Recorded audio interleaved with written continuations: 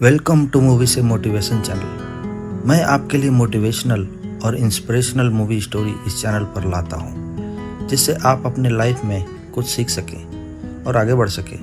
तो दोस्तों, आज की मूवी स्टोरी आपको ये सोचने पर मजबूर कर सकती है कि हम हमेशा इस सोसाइटी में हुए रेप जैसे अपराध को लो एजुकेशन सिस्टम, गरीबी, अनएम्प्लॉयमेंट वगैरह वगैरह से जोड़ कर देखते हैं, जो सही भी है, पर इससे हट के भी कुछ है जो इसे लोगों को समझना होगा। और सबसे ज़रूरी, अपनी मेंटलिटी को नारी जाति के लिए चेंज करना होगा। साथ ही ये मूवी स्टोरी हमें सच्चाई के साथ सही डिसीजन लेना बताती है। ये मूवी स्टोरी एक लड़की गार्गी की है, जो अपने पिता को बेगुनाह साबित करने की लड़ाई लड़ रही है। तो क्या वो सफल हो पाएगी? चलिए देखते हैं। इस स्टोरी में गार्गी एक लड़की है जो एक स्कूल में टीचर की जॉब करती है। एक दिन स्कूल में टीवी पर न्यूज़ आती है कि एक छोटी बच्ची का 4 लोगों ने गैंग रेप किया है, जिसमें से एक और आरोपी है, मतलब 5वां रेपिस्ट गार्गी के इलाके का ही है। ये सब सुनकर गार्गी परेशान हो जाती है, क्योंकि वो भी उसी एरिया में रहती थी। और जब वो छोटी थी, उसके टीचर की भी गार्गी पर गलत नज़र रहती है। तो उस रेप की न्यूज़ सुनकर गार्गी को अपना बचपन याद आता है। फिर जब वो घर आती है, अपनी माँ से अपने पिता के बारे में पूछती है, क्योंकि उस दिन उसे स्कूल लेने नहीं आए थे। फिर जब उसकी छोटी बहन लेट घर आती है खेल के, तो वो पूछती है इतनी देर कहाँ थी, क्योंकि गार्गी उस न्यूज़ की वजह से काफ़ी परेशान थी और उसे अपनी बहन की चिंता भी थी। पर वो बताती है कि हर जगह पुलिस है, बहुत भीड़ है, इसलिए लेट हो गया। वो बताती है कि जहाँ उसके पापा बिल्डिंग में वॉचमैन का जॉब करते हैं, वहीं पुलिस आई हुई है। फिर गार्गी अपने पापा को कॉल लगाती है, पर कोई जवाब नहीं आता है। फिर वो शांति अपार्टमेंट में जाती है, जहाँ उसके पापा वॉचमैन की जॉब करते थे। वहाँ जाके उसे कुछ समझ नहीं आता और पुलिस भी कुछ बताती नहीं है। वहाँ उसकी पड़ोसी मिलती है और वो बताती है कि उसके पापा जो यहीं काम करते हैं, उनको भी पुलिस लेकर गई है पूछताछ के लिए, तो हमें भी पुलिस स्टेशन जाके देखना चाहिए। गार्गी के पापा डायबिटिक थे, तो वो अपने पिता के लिए शुगर की दवा लेने शॉप में जाती है, पर उसके पास पैसे नहीं होते हैं और शॉप वाले को वो पैसे बाद में दूंगी ये कहती है। फिर वो पुलिस स्टेशन जाती है, पर उसे उसके पिता के बारे में कोई कुछ नहीं बता पा रहा था। पर जब वो अपने पिता का नाम बताती है, तो पुलिस ऑफिसर उसे बताते हैं कि उसके पिता को पुलिस ने उस छोटी बच्ची के रेप के जुर्म में पकड़ा है, और उसे बताते हैं कि उसके पिता को ऐसे ही नहीं पकड़ा है, पूरी छानबीन करके सबूत के साथ पकड़ा है। तो वो 5वां आरोपी उसके पिता ही थे। ये सुनकर गार्गी पूरा शॉक में रहती है और रोने लगती है, और वो बोलती है कि एक बार उसे अपने पापा से मिलने दिया जाए, पर पुलिस नहीं मानता है। फिर वो चुपके से अपने पापा को देखती है कि वो उसी पुलिस स्टेशन में है। वो बहुत कहती है कि आपको कोई गलत फहमी हुई है, ऐसा नहीं हो सकता। पर पुलिस गार्गी को घर जाने के लिए बोलती है और उसके सेफ्टी के लिए घर तक छोड़ देती है। घर आकर वो अपनी मम्मी को कुछ नहीं बताती है, और सुबह में जब पेपर में उसके पिता के बारे में लिखा होता है, वो बहुत डर जाती है। फिर वो अपने अंकल को कॉल कर, जो एक लॉयर होते हैं। वो कहते हैं तुम टेंशन मत लो, मैं देखता हूँ, और अभी घर पर रहो, बाद में बात करते हैं। अगले दिन जब गार्गी पेपर में अपने पिता की तस्वीर देखती है, तो वो बहुत टेंशन में आ जाती है, और अब तो उसके पड़ोसियों को भी उसके पिता के बारे में पता चल गया था। ये काफी एम्बैरेसिंग था, लोगों का डर भी था, क्योंकि ये सब एक छोटी बच्ची के बारे में था। तो वो अपने माँ और बहन को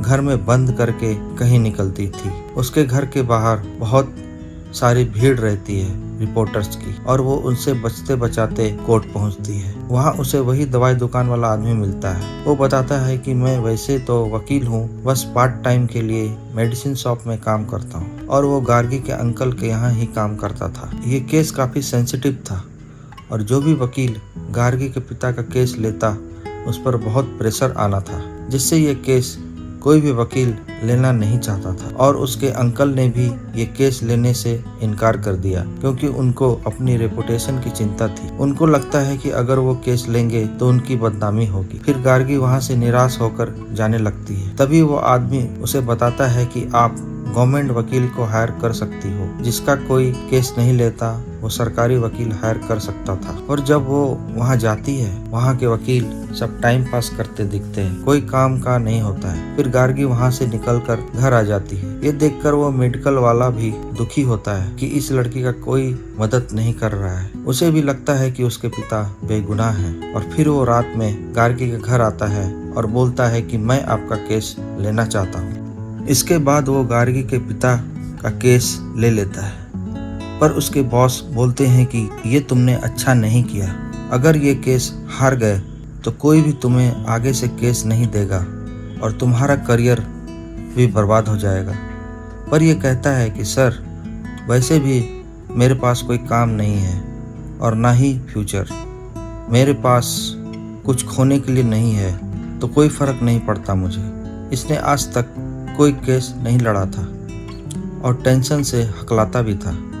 जब कोर्ट का सेशन स्टार्ट होता है, अपोजिट में एक एक्सपीरियंस्ड वकील लड़ रहा था। अब जब दलील स्टार्ट होती है, गार्गी के पिता पर आरोप होता है कि उन्होंने उस बच्ची के साथ रेप किया है। पुलिस पूरी स्टोरी बताता है। वो बताता है कि उस बिल्डिंग में सभी लोग लिफ्ट का यूज करते थे, कोई भी सीढ़ी का यूज नहीं करता था और पीड़िता को जानवरों से बहुत प्यार था, तो वो रोज़ एक कुत्ते को सीढ़ी पर बिस्किट खिलाने के लिए जाती थी और वो भी अपने घर में बिना बताए।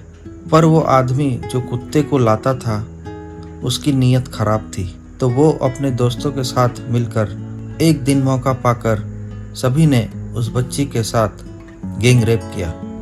पर कुछ गिरने की आवाज़ आती है, इसकी वजह से वहाँ से सभी भाग जाते हैं। और फिर पुलिस बताता है कि हमने उन लोगों को पकड़ भी लिया, फिर डीएनए रिपोर्ट से कंफर्म भी किया, फिर नियम के मुताबिक हमने आइडेंटिटी परेड करवाई और उस लड़की ने चारों आरोपी की पहचान भी की।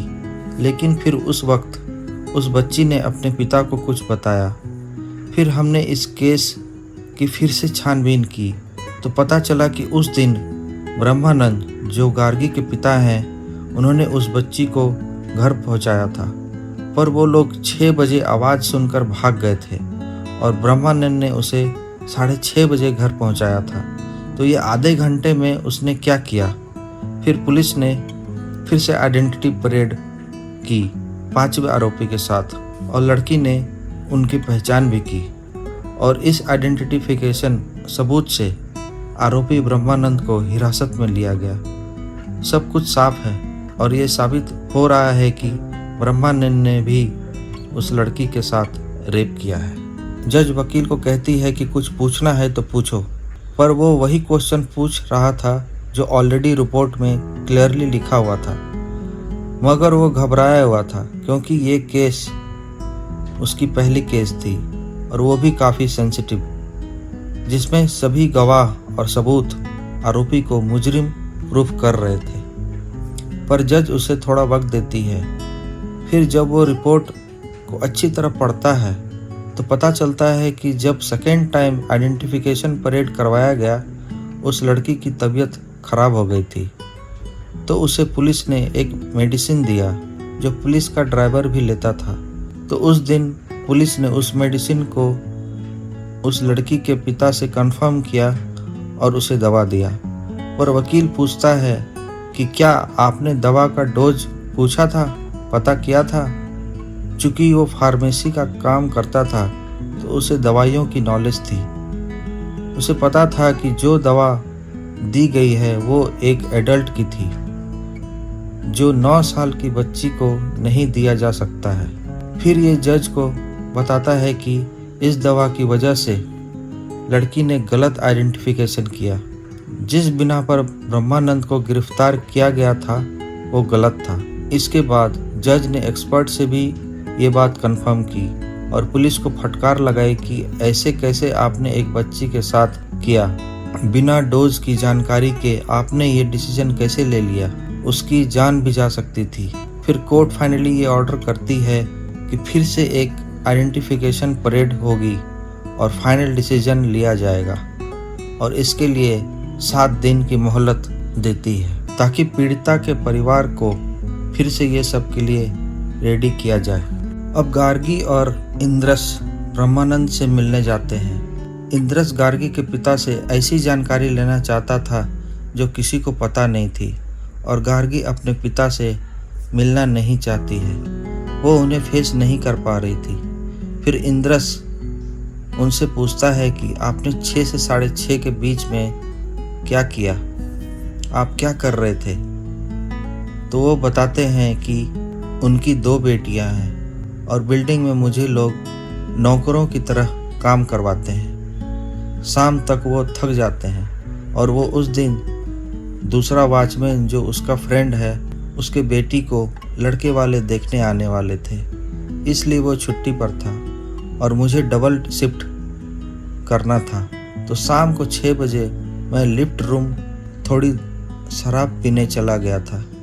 ये बात मैंने किसी और को नहीं बताया, और गार्गी को मेरा पीना पसंद नहीं है, इसलिए मैंने ये बात छुपाई।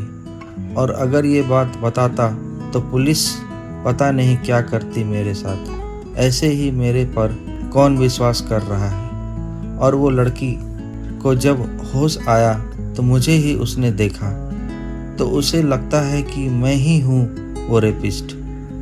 तो जब भी परेड होगी वो मुझे ही पहचानेगी। मेरा बचना मुश्किल है। और फिर वो चले जाते हैं।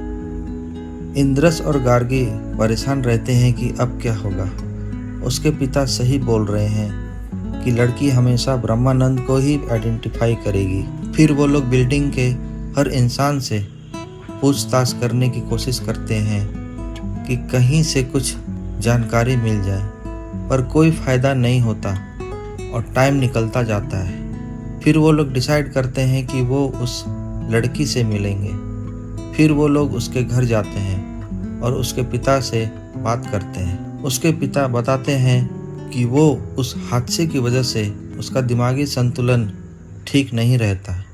मुझे भी देखकर वो डर जाती है, और ये भी बताते हैं कि जब वो आइडेंटिफिकेशन के लिए गई थी उसकी तबीयत खराब हो गई थी और उन्होंने ही मदद की पहचान करवाने में। वो अब अपने से कुछ नहीं कर पाती है। मैंने बहुत बार बात करने की कोशिश की है पर नहीं कर पा रहा हूँ। अब आप क्या कर पाओगे? आप ट्राई कर देख लो, अपनी तसल्ली कर लो, जाओ मिल लो।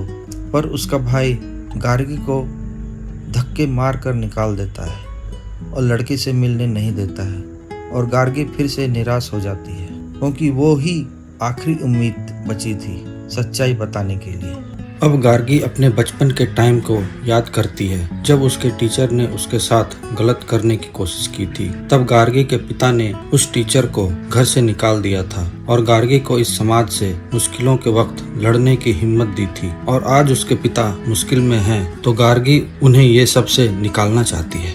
अब जब कोर्ट में दलील स्टार्ट होती है, इंद्रस कोर्ट के सामने ये बोलता है कि वो बच्ची की हालत ऐसी नहीं है कि वो आइडेंटिफाई कर सके, और लास्ट टाइम में भी जो आइडेंटिफिकेशन उसने किया था उसमें उसके पिता ने उसकी मदद की थी, तो आगे भी यही होने वाला है। वो हमेशा मेरे क्लाइंट को ही आइडेंटिफाई करेगी, तो न्याय कैसे हो पाएगा? और इसके सबूत में उसने वीडियो भी कोर्ट को दिखाया जिसमें उस लड़की के पिता ये कन्फेस करते हैं कि उन्होंने ही ब्रह्मानंद के आइडेंटिफिकेशन में मदद की थी।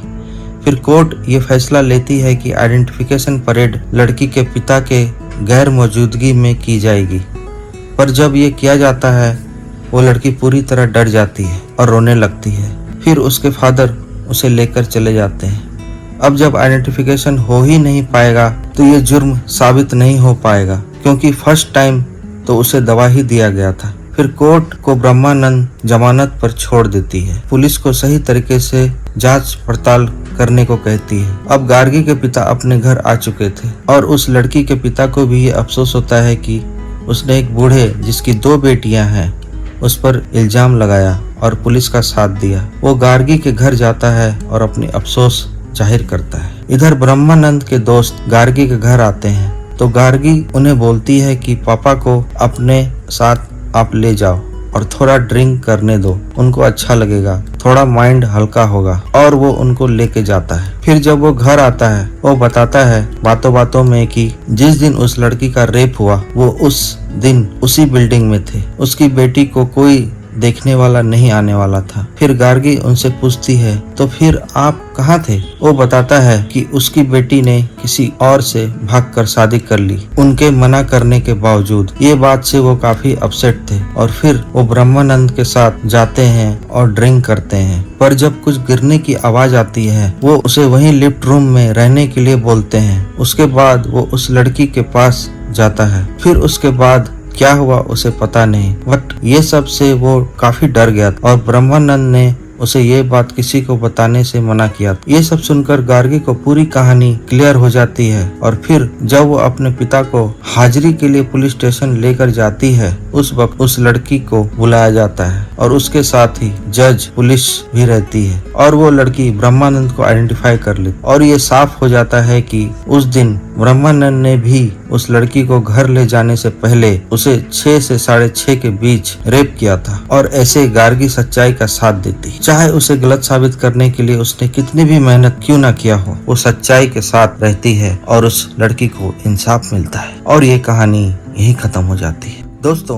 ये स्टोरी आपको कैसी लगी मुझे कमेंट में जरूर बताना और अगर यहाँ तक आप मेरे वीडियो को देख चुके हो तो आपका बहुत बहुत धन्यवाद। इससे मुझे भी मोटिवेशन मिलती है कि आपके लिए ऐसे ही इंस्पिरेशनल मूवी स्टोरी एक्सप्लेन करूँ। तो वीडियो पसंद आई हो तो लाइक करना, शेयर करना और खुश रहना। जय हिंद।